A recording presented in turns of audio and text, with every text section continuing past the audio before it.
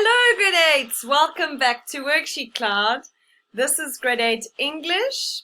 If you have a question during the lesson, please send an email with your question to grade8@worksheetcloud.com. I'm Mrs. Goslet, for those of you who don't know me, and I've been teaching you grade 8 English. Oh goodness, just ignore that slide, my error. Right, so we did a short story previously and it was quite entertaining, The Monkey's Paw. Today we're going to be looking at The Gift of the Magi. So let's have a look at this video. Oh dear, sorry, I'm making so many mistakes today. Play. There we go. Second time lucky. Third time lucky.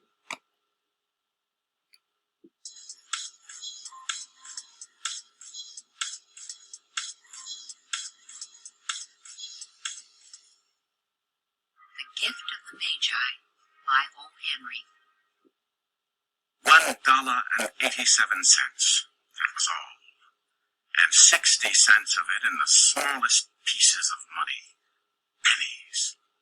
Pennies saved 1 and 2 at a time by negotiating with the men at the market who sold vegetables and meat.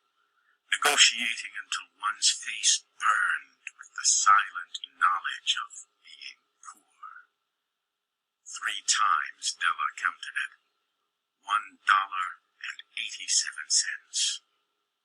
And the next day would be Christmas. There was clearly nothing to do but sit down and cry, so Della cried, which led to the thought that life is made up of little cries and smiles, with more little cries than smiles.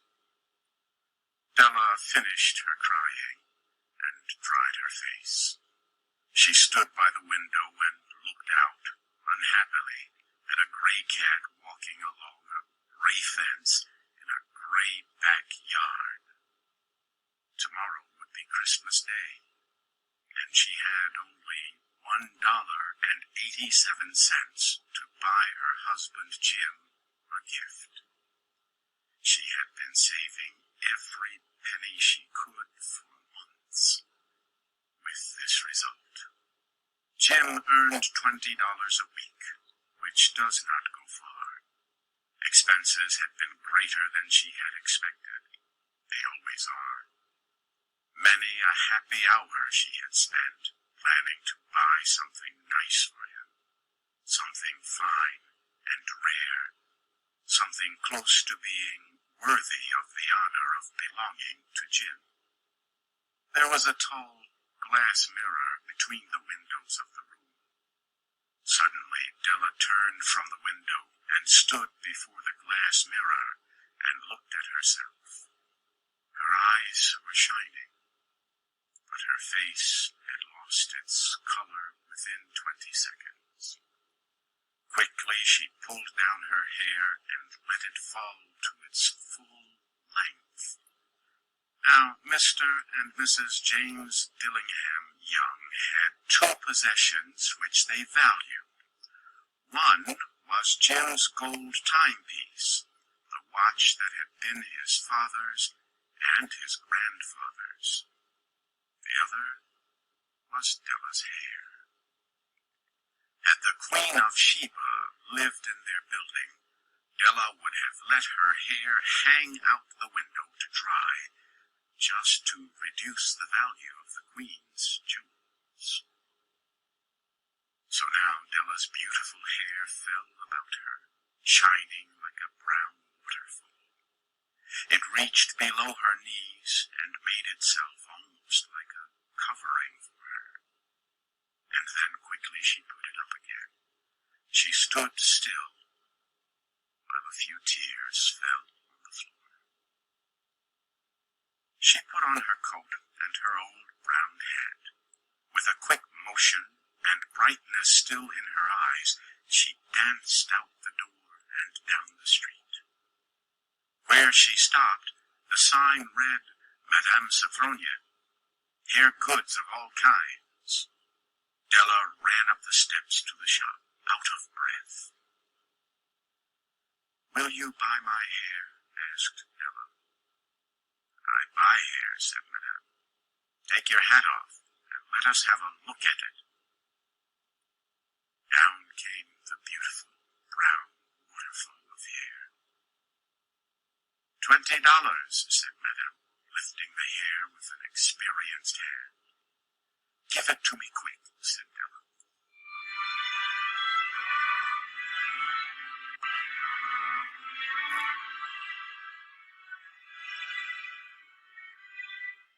The next 2 hours went by as if they had wings.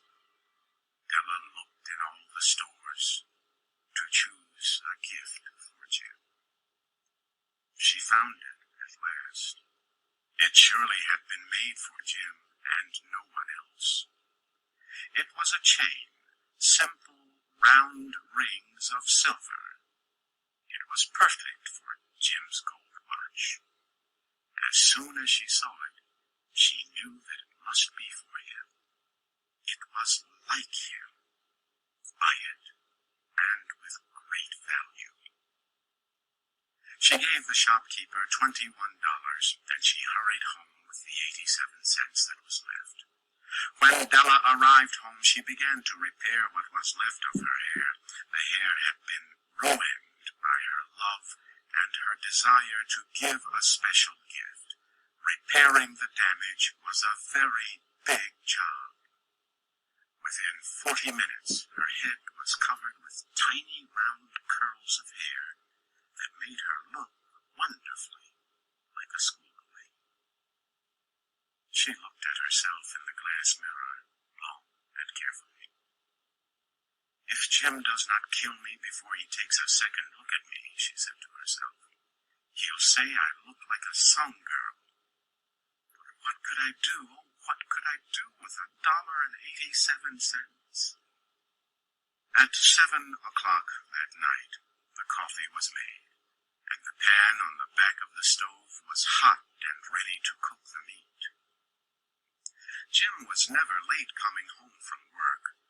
Della held the silver chain in her hand and sat near the door. Then she heard his step, and she turned white for just a minute.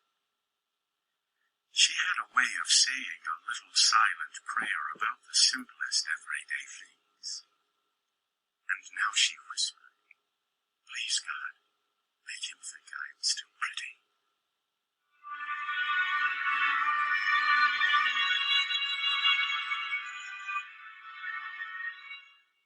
The door opened and Jim stepped in. He looked thin and very serious. Poor man, he was only 22. And he had to care for a wife. He needed a new coat and gloves to keep his hands warm. Jim stopped inside the door, as immovable as a dog smelling a bird. His eyes were fixed upon Della. There was an expression in them that she could not read, and it frightened her. It was not anger, nor surprise, nor fear, nor any of the feelings that she had been prepared for. He simply looked at her with a strange expression on his face. Della went to him. Jim, my love, she cried, do not look at me that way. I had my hair cut and sold because I could not have lived through Christmas without giving you a gift. My hair will grow out again. I just had to do it. My hair grows very fast. Say Merry Christmas, Jim, and let us be happy.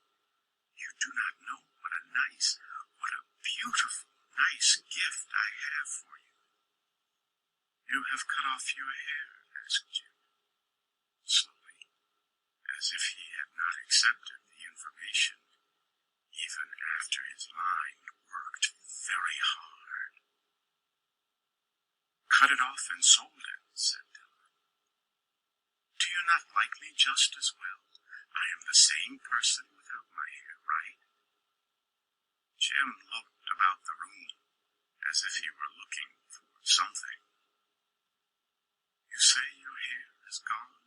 He asked. You need not look for it, said Della. It is sold, I tell you, sold and gone too. It is Christmas Eve, boy. Be good to me, for it was cut for you. Maybe the hairs of my head were numbered, she went on with sudden serious sweetness, but nobody could ever count my love for you. Shall I put the meat on, Jim? Jim seemed to awaken quickly and put his arms around Della. Then he took a package from his coat and threw it on the table. Do not make any mistake about me, Dell, he said. I do not think there is any haircut that could make me like my girl any less. But if you will open that package, you may see why you had me frightened at first.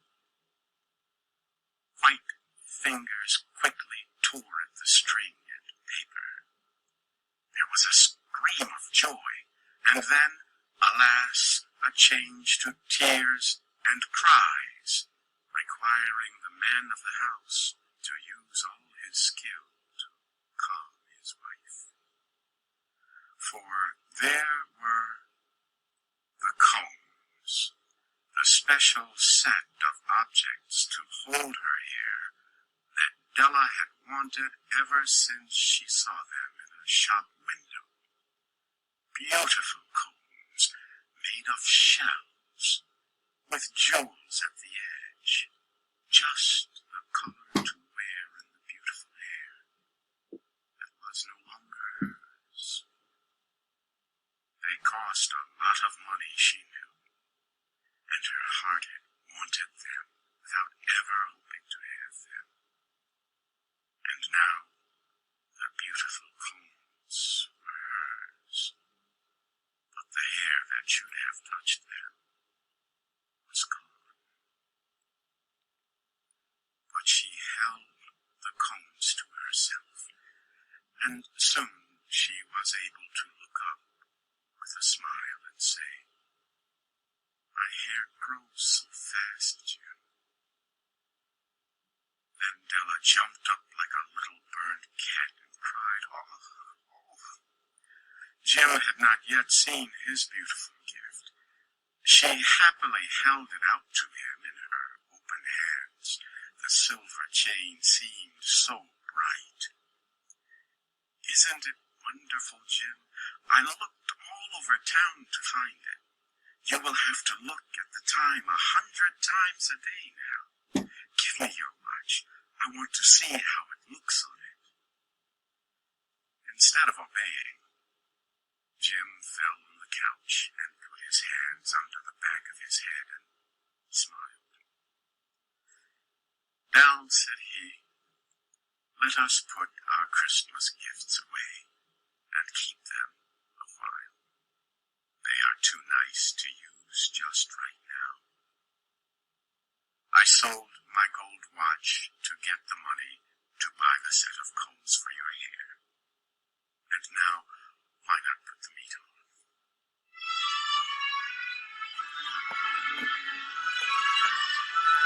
What a lovely story. Oh my goodness, I hope you're still awake and I hope you enjoyed that short story. We're going to look through it. So I always like to give some background knowledge.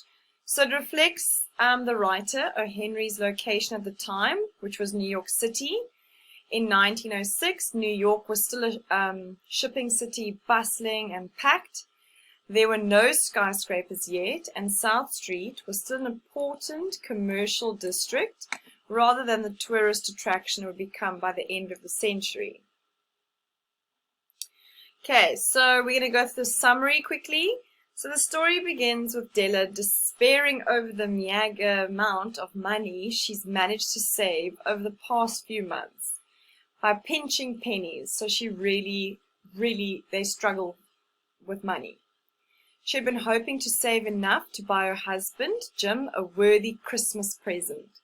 Della suddenly goes to gaze at a reflection in a window, letting her hair fall to its full length below her knee. Della's brown hair and Jim's gold watch that had been passed down from his grandfather are the couple's most prized possessions. Della runs to a hair shop and sells her hair for $20. Then she uses the money to buy Jim a simple platinum watch chain. The chain is described as possessing quietness and value, like Jim. Della returns home to fix her hair into curls and make dinner. When Jim walks into the door, he freezes, staring at Della's hair. Della tells him that she did it in order to buy a proper Christmas present for him. Jim snaps out of his shock, hugs Della, then throws a package on the table. He explains that no haircut could ever make him love her any less. That's so sweet.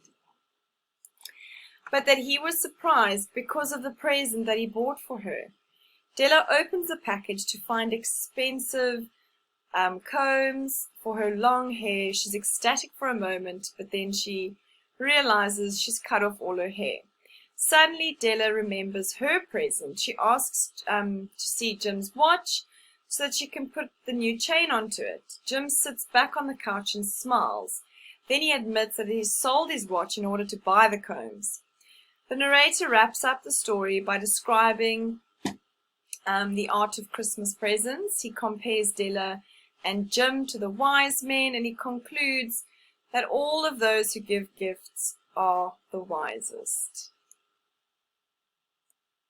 So they are the wisest too. Okay, so would you sacrifice your hair for love? Chop it all off just to buy something? Sure. I love my hair. Yeah, and shame that watch was passed down from, it's a family heirloom, so it's important and it's got semblance and it's got significance. So that must have been really hard for them, but they both wanted to show their love, especially during Christmas time, because sometimes people show their love by giving gifts, but they struggled because they weren't financially sound, or they didn't have a lot of money. Okay, so the title alludes to the three wise men from the Bible. What happens is the kings come from far to bring Christ gold, frankincense, and myrrh, expensive and precious gifts to honor him. However, at the end of the story, the narrator says of Jim and Della, "Of all who give and receive gifts, such as they are the most wise. Everywhere they are the wise ones. They are the Magi." Therefore, the title of the story doesn't simply allude to the original, but the title actually refers to Jim and Della. Okay, or Della Young, because they are the Magi. Right, we're going to look at some symbols in the story. So symbols just help create meaning and emotion. So the three symbols are the $8 furnished room, hair and a watch or his watch, and Christmas. So let's look at it. So as the story makes it evident, the $8 furnished rooms are a symbol of poverty. There is little to say about their flat. If they could, they would definitely find a better place, more spacious, more elegant, but they can't afford it. A letterbox is too small to hold a letter. An electric bell couldn't make a sound. Everything just seems to be so old and ratty. However, the more terrible this place looks, the brighter Jim and Della's love shines. Isn't that beautiful? The hair in the watch is such a huge symbol, and that shows material values. Della's hair was the most beautiful. It was just so, it was long. It was up to her knee. Okay, and Jim's watch was, I said to you, it was very significant. It was a family heirloom.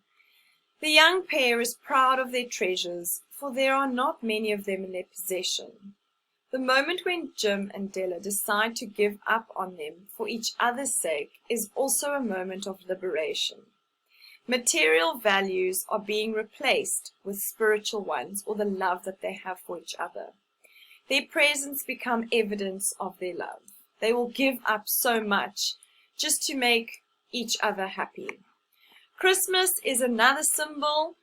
Unfortunately, people tend to forget that there's no need to wait for a special occasion in order to do something special for their loved one. They wait for birthdays, holidays, just to express their love and gratitude. In spite of the fact that both Jim and Della prove their love daily by taking care of each other, Christmas becomes a reason for them to remind each other of their love. Without even realizing it, they do for each other more than each other could expect. Okay. Of all those who give gifts, these two are the most wise. Okay, that's important to remember. They don't lose their most valuable possessions because possessions are material objects. Okay, theme. There's love. Della's main concern is that the money she saved by pinching pennies isn't enough to buy Jim a worthy Christmas present. Their love triumphs over material wealth and possessions. They gave to each other not objects but love. Okay, value in many ways. Gift of the Magi is a story about what it means for something to be valuable. Does something's value lie in how much money it's worth, or are things more valuable than money? The main characters are very poor. This is repeatedly emphasized, and yet the story suggests that their love for each other makes them very rich. Okay, so I hope you enjoyed today's lesson. If you have any questions, please send me an email to grade8@worksheetcloud.com. There are some questions for you to answer after this, an activity. And I hope that you had a lovely day today. We always have a little bit of motivation at the end. Just love this background picture. It's so beautiful. Let your smile change the world, but don't let the world change your smile. That's so important. I hope you guys are happy and healthy. I'm Mrs. Goslet. Thank you so much for watching Grade 8. This lesson was brought to you by WorksheetCloud. Bye-bye.